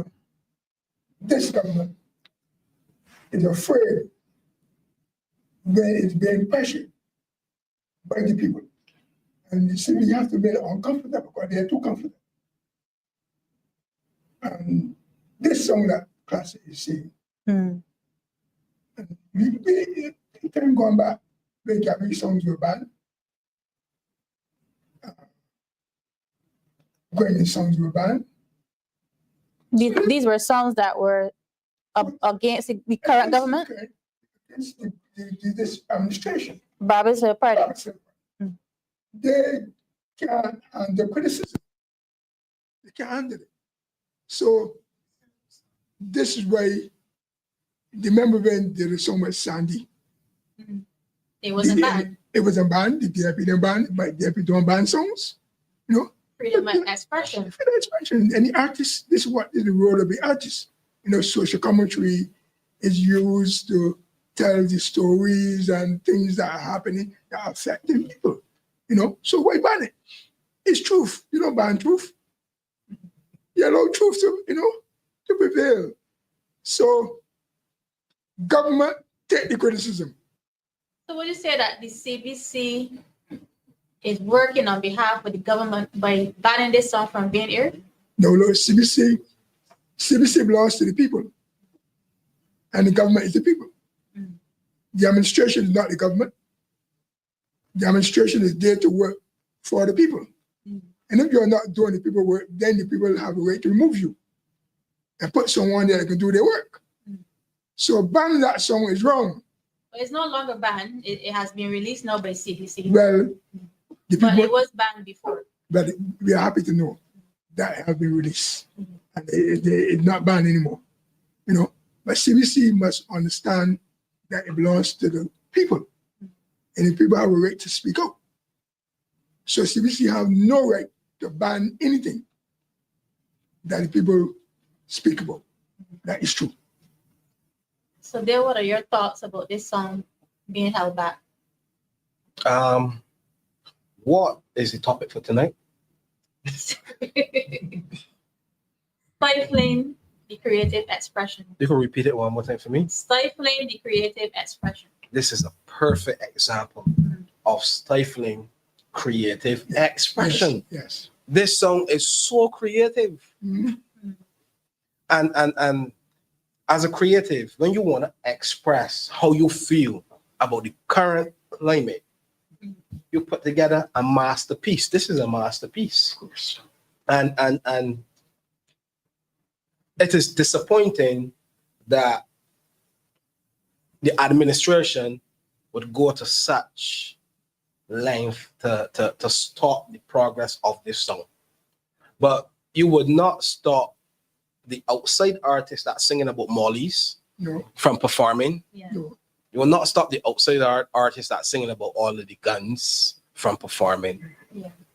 You know, so But you will bring them in. you would and bring play them in. Yeah. You would bring them in, and you know, we would inject per diem. We would give them hotel accommodation, Mhm. 3 square meals, taxi to and fro, you know, full VIP style. Yeah. You know, but we're gonna ban a classic. Literally, you know? We're gonna ban a classic. You know, so like it would then stop me from wanting to sing something that is positive and encourage me to sing about guns and Yeah. mollies and women. Mm. So you see the message is sending to the young people. This is a positive song. You get me? But we don't want it out there. No. But Mm. shh, Yeah. don't spot the light, turn it off. Yeah. So that's what they literally want to do, turn off that song. But God have a mysterious way of working out things. And when he wrote that song, when all creatives, you know, receive that vision came from the creator. Mhm. And they create that product. Mhm. So he is feeling that, and he created a masterpiece. And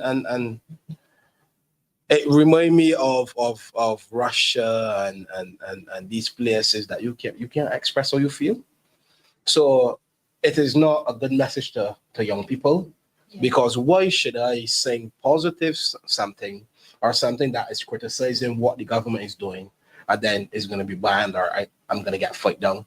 I could well sing but all of the drugs, the guns, and the partying, because you know what? I felt it with. Them gonna promote it, and they got me singing at them things. Damien, what are your thoughts? It is your constitutional right to freedom of expression.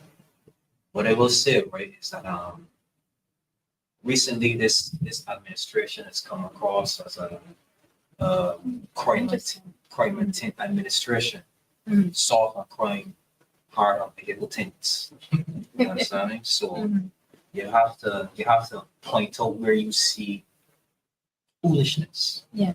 You understand me? Mhm. And if a social commentary points out, because there have been quite a few social commentaries that have been very critical of past administrations. Mhm. They were not banned because obviously that is what it was. That is what our culture was. Calypso was basically something that you sang, you expressed yourself, and you brought awareness to issues, societal issues. Yeah. You get me? Who could forget certain songs that spoke about the 8% cut? You understand me? Who forget songs that spoke about Jack don't want me to live on my beach. Yeah. You understand? So if I didn't hear about the issue on the radio or the TV, I received the message and heard about it through songs. Through songs. Yeah, through music. So then when you take the stance now that you can't even take a little criticism because the song is brilliant, but it's mild in a way in its criticism. It's truthful, but then still in a sense kind of mild compared to other social commentary that I've heard back in the day. You get me? Mhm. So if this is what got you afraid to let it play out in the public sphere, then you definitely have a problem. Spot the light. There is an interesting comment here online. Someone mentioned that the song was held back or banned while the by-election in St. James North was going on. This is Ivar Taylor. Interesting. He said it was banned during the by-election. That's why. Interesting. What are your thoughts, Cavil, on that? Well, you know, I don't know if you all can go back to the days when Serenada used to sing songs attacking the DLP, and he used to win too. His songs were never banned. Then they had the cotton situation. They were frightening. Who was the minister? Scott, yes. Senator saying about that. Say Stifling there. He's saying also 1 step forward and 2 steps backward.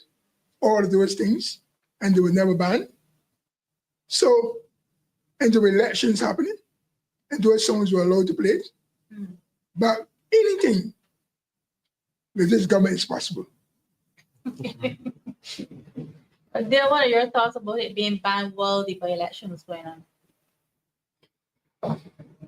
Honestly, the thing is bias. It's bias because that in the by-election,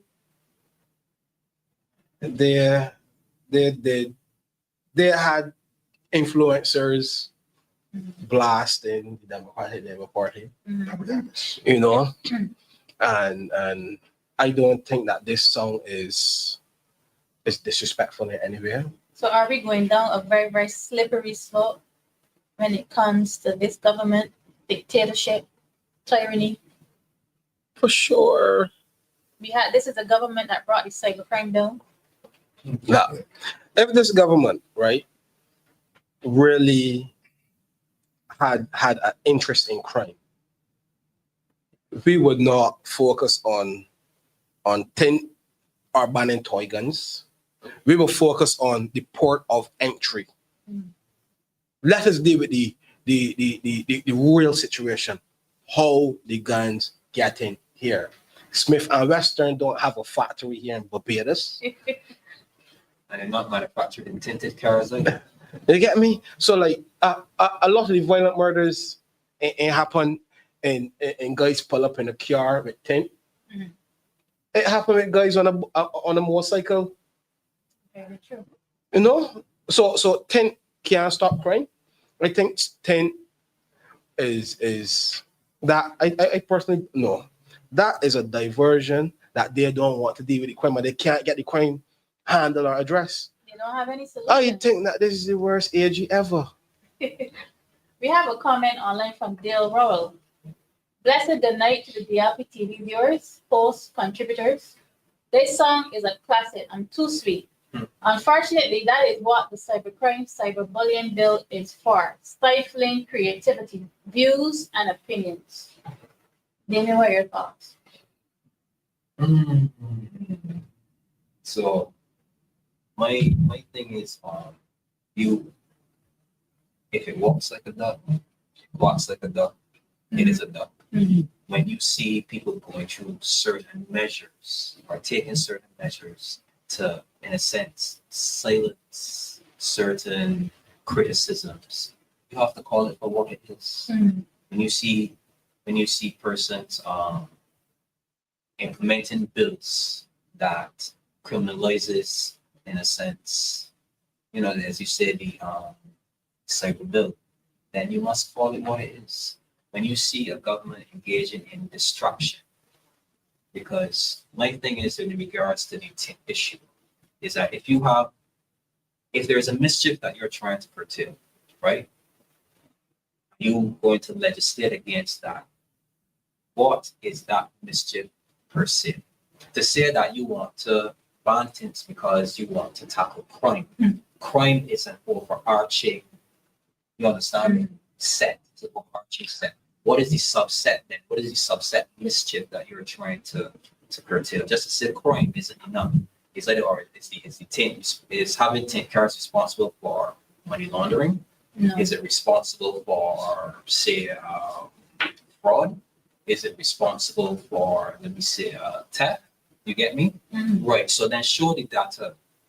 How is the data linking the tint to the crime that you're trying to curtail? But then just to say, oh, we're trying to curb crime. What crime? Which crime? What is the crime? The murders? Okay, then the murders. Show the data where it says that tints are correlated to murders. You understand me? How many murders were correlated or as a result of a tinted vehicle? You get me? Correct. So then if you can't bring the data and you can't prove what you're saying, then this is a distraction. What I call it is a money grab.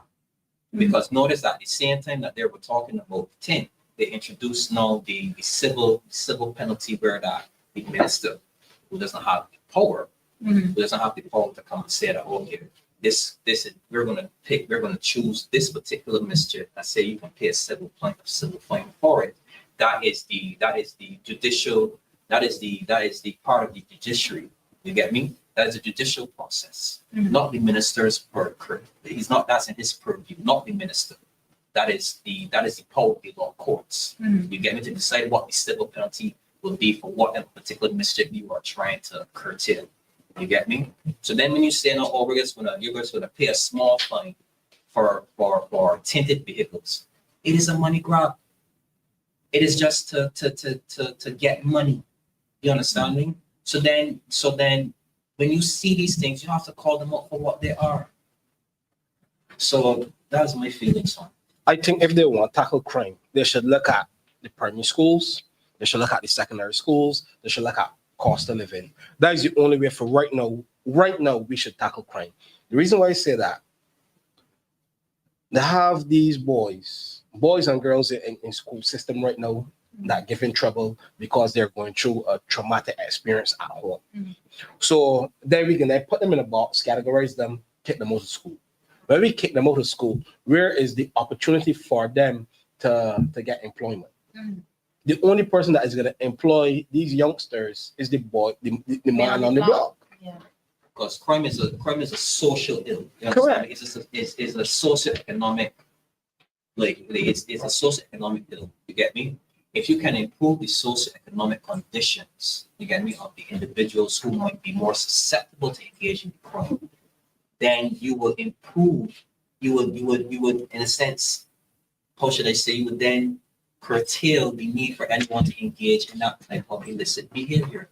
Because why is it that most persons engage in crime? It's because that they don't have the socioeconomic means or the economic means to survive.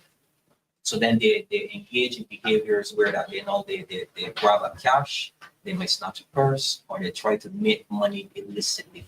If you can improve the conditions where someone can be more financially stable, then they may not engage in crime.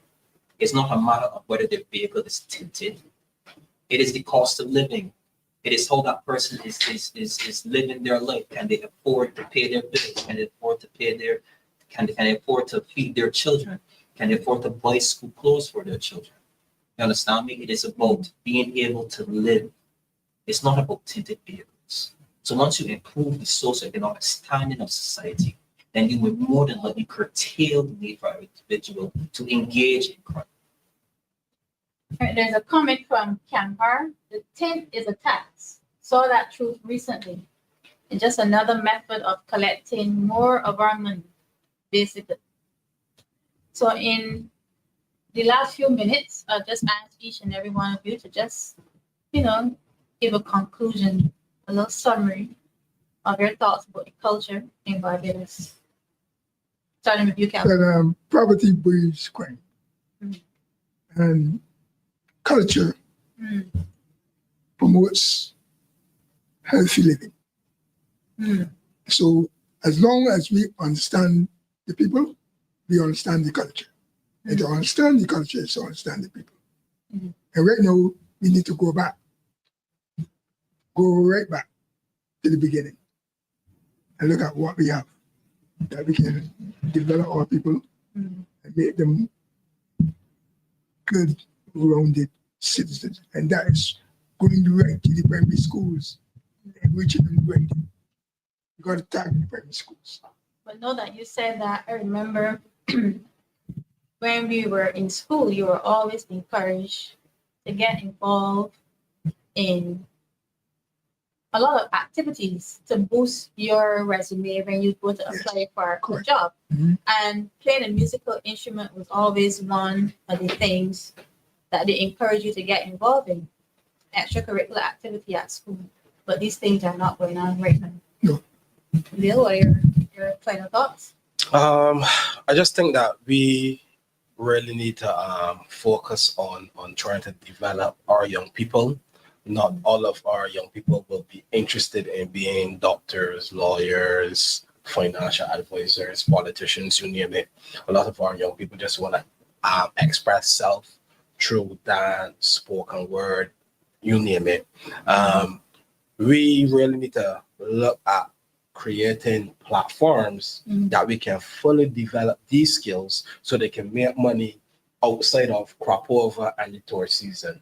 You know, because realistically speaking, a lot of these entertainers can't get mortgages, can't get cars.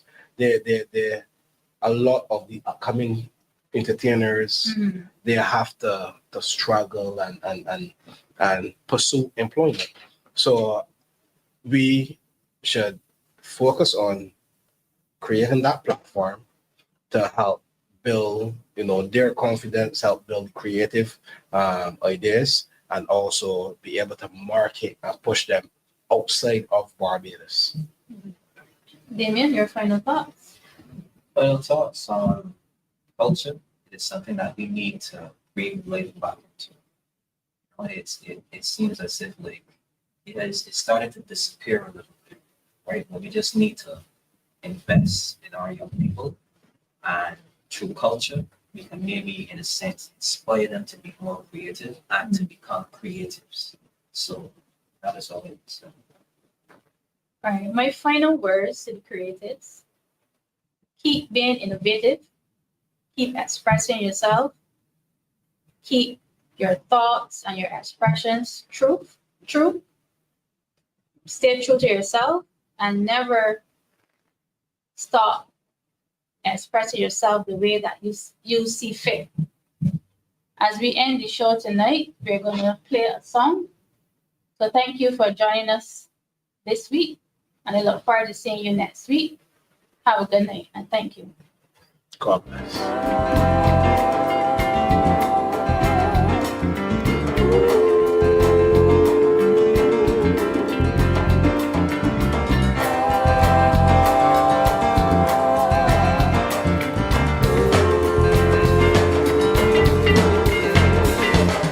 A husband seek help for a pregnant wife. A catalyst victim dying surely die. And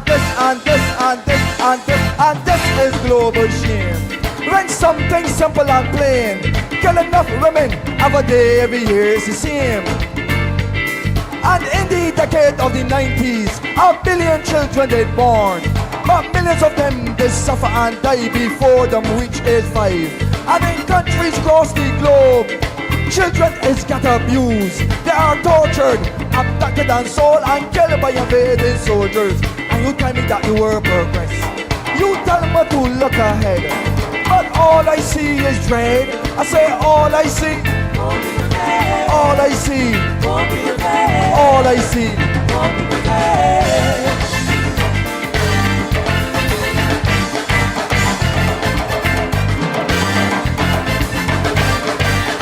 Kill enough in Africa land, but them spend enough on them big arms, and the US is not about Star Wars, culture aid, movie stars and secret mission to Mars. And you tell me that you were progress. You tell me to look ahead, but all I see is dread. I say all I see, all I see, all I see.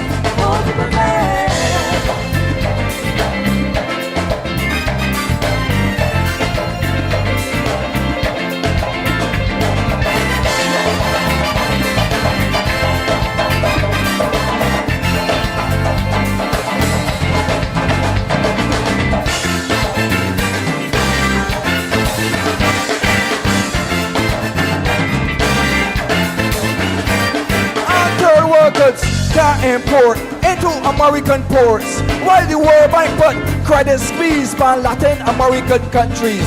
Some Peru peasants go cocaine to pay back foreign debt. No bandits laugh, pirates grin, laws of the global drug ring. And you tell me that the world progress. You tell me to look ahead, but all I see is drain. I say all I see, all I see, I say all I see.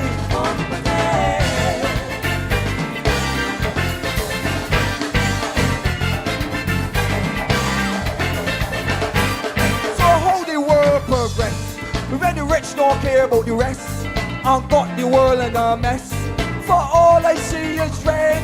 I say all I see. Poor people that I say all I see. Poor people that I say all I see. Poor people that I say all I see. Poor people that I say.